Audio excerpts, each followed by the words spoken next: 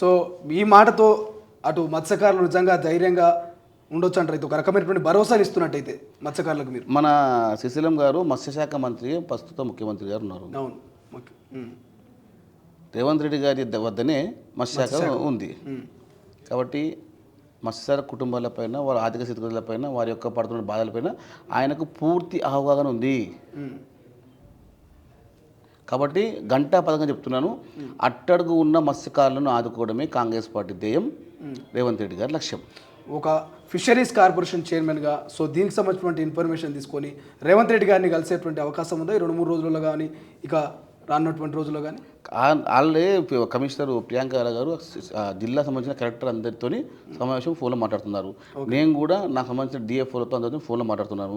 ఎక్కడెక్కడ నష్టం జరుగుతుంది, ఎక్కడెక్కడ మనకి ఇబ్బంది ఏర్పడుతుంది, అన్ని సమాచారం సేకరించిన తర్వాత ఎంతవరకు మనం పూచగలుగుతాం, ఎంతవరకు మనకు ఆర్థిక స్థోమతను బట్టి వాళ్ళందరికీ కష్టాలను తీరుస్తామని చెప్పి చెప్తాం. ఎందుకంటే ఎందుకో ఎక్కడో గాలికి మాట్లాడేసి గాలికి చెప్పేసి ప్రభుత్వం మనకు కాదు. శ్రీశైలం గారు, మీకు తెలుసా విషయం అంతా. ఎందుకంటే ఏ పని చేసినా కూడా పక్కడబందీగా భవిష్యత్తు యొక్క కార్యాచరణ దృష్టిలో ఉంచుకొని వేస్తాం. ఈసారి ఒకసారి ఈ సమస్య ఏర్పడితే నెక్స్ట్ వచ్చే దానికి ఆ సమస్య ఉండకూడదు. ఇక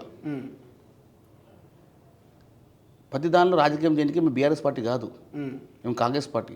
ఇది ప్రజాపాలన, ఇది ప్రజల సంక్షేమం ముఖ్యం మాకు. అది ఆ వర్గమా, ఈ వర్గమా, ఈ జిల్లానా, ఆ జిల్లానా ఏముండదు మాకు. తెలంగాణ మొత్తం మాది ఒక మ్యాపు. తెలంగాణలో ఉన్న అట్టడుగున్న మత్స్యకాలను ఆదుకోవడమే, వాళ్ళని రక్షించుకోవడమే మా లక్ష్యం, రేవంత్ రెడ్డి గారి లక్ష్యం.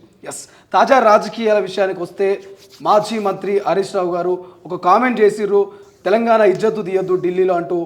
ఏదైతే మంత్రి ఉత్తమ్ కుమార్ రెడ్డి గారి మీద కామెంట్ చేసిర్రు, కాళేశ్వరం మీద పూర్తి అవగాహన లేకుండా ఉత్తమ్ కుమార్ మాట్లాడుతున్నట్టున్నారు. సో మీ మంత్రి గారి మీద ఈ విమర్శలు కామెంట్ చూస్తూ ఉంటే మీరు ఏం రిప్లై ఇస్తారు? హరీష్ రావు గారికి ఇంతకుముందు కొంచెం ఆయన కొంచెం మర్యాద ఉండేది. ఏదో 3-4 సార్లు 5 సార్లు ఎమ్మెల్యే అయినాడు, మంత్రి చేసినాడు, కొంచెం ఏదో తెలంగాణ ఉద్యమంలో పాల్గొనని చెప్పి మర్యాద ఉండే, అది కూడా పోయింది. హరీష్ రావు గారు మీరు 6 అడుగులు ఎదిగారు, మీకు కొంచెం కూడా మన ఉంటుందిగా ధమాక్ వెళ్ళినట్టు ఉంది మన బతుకు. అధికారం పోవంగానే మీకున్న స్విచ్లు అన్నీ ఆఫ్ అయిపోయినాయి. ఏం మాట్లాడో తెలుస్తలేదు. ఆగస్టు 15 వస్తుంది, రైతు రుణమాఫీ అవుతుంది, మీరు రాజీనామా సిద్ధంగా ఉన్నారా?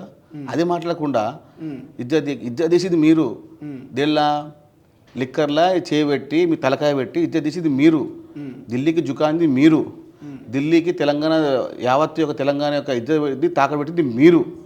ఇక మీరు మాట్లాడితే ఇంకెక్కడ ఉండదండి నేమ్ ఆఫ్ ఇండియా ఇది. కానీ కాళేశ్వరం మీద ఉత్తమ్ కుమార్ రెడ్డి గారికి పూర్తి అవగాహన లేదంటున్నారు కదా, సో నిజంగా లేదంటారా? అరే అబ్బా, ఉత్తమ్ కుమార్ రెడ్డి గారు ఎమ్మెల్యే అయినప్పుడు ఈయన రాజకీయంలో లేడు. ఉత్తమ్ కుమార్ రెడ్డి గారు ఎమ్మెల్యే అయినప్పుడు రాజకీయంలో లేడు. ఈయన ఆయన ప్రతిసారి చూడండి, పొడుగున్నంత మాత్రాన హరీష్ రావు ఉత్తమ్ కుమార్ రెడ్డి కాదు, అంతే కదా. ఆయన అమ్మకుడు నేను కూడా హైట్ ఉన్నా కదా, నేను ఉత్తమ్ కుమార్ రెడ్డి, ఆయన వేరే ఈయన వేరా.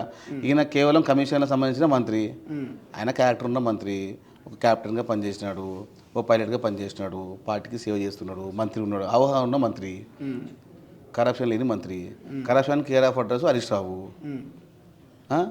ఆయన గురించి మాట్లాడేది మాట ఓనికి ప్రతిసారి హరీష్ రావు. కేటీఆర్ ఏడి, కేసీఆర్ ఏడి, మీకు దండం పెడతా ఫస్ట్ ఆయన కేసీఆర్ రామన్ అసెంబ్లీకి వచ్చే అవకాశం ఉందంటారా? ఎందుకంటే రేపటి నుంచి వర్షాకాలం అసెంబ్లీ సమావేశాలు స్టార్ట్ కాబోతా ఉన్నాయి. గతంలో అయితే కేసీఆర్ ఎలాగో రాలేకపోయాడు, ఈ అసెంబ్లీ సెక్షన్లలో అడుగుపెట్టే అవకాశం ఉందంటారా?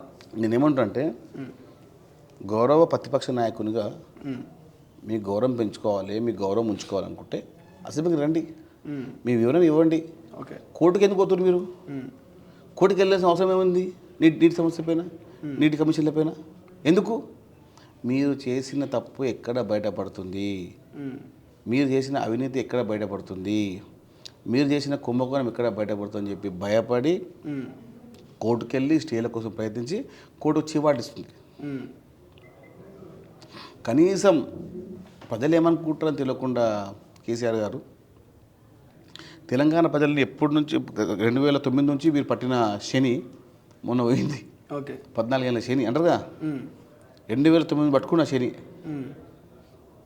అంటే ప్రతిసారి నేనే తెలంగాణ అంటే కాంగ్రెస్ అంటే తెలంగాణ, బీఆర్ఎస్ పార్టీకి తెలంగాణకు సంబంధం లేదు. ఇప్పటి నుంచి పేగు బంధం తెగిపోయింది, రక్తం బంధం మర్చిపోయింది, అంతే. ప్రతిసారి రేపు మీ గౌరవం పెట్టుకోవాలనుకుంటే ముఖ్యమంత్రి గారు రేవంత్ రెడ్డి గారు ఉన్నారు, ప్రతిపక్షానికి మీరు రండి అసెంబ్లీకి, చెప్పండి, సమాధానం చెప్పండి. ప్రజలందరూ చేసి చూస్తున్నారు కదా, మీ అమూల్యమైన మీ అమృతమైన వాక్యాలు నిన్నకే ఓకే రండి. ఏదో టీవీల ముందు కూర్చొని చేతిలో స్టిక్ పట్టుకొని నడుచుకుంటూ పోయి, ఇగో మీరు 10 సంవత్సరాలు ముఖ్యమంత్రి చేసినారు అంటే రాజ్యాంగాన్ని గౌరవించలేని ఒక స్థితిలో కేసీఆర్ ఉన్నారంటే దీనికన్నా అపహాస్యం ఏమైనా ఉందా? అసలైన తొలి వెలుగు. ఫాలో వాట్సాప్ @తొలి వెలుగు అఫీషియల్.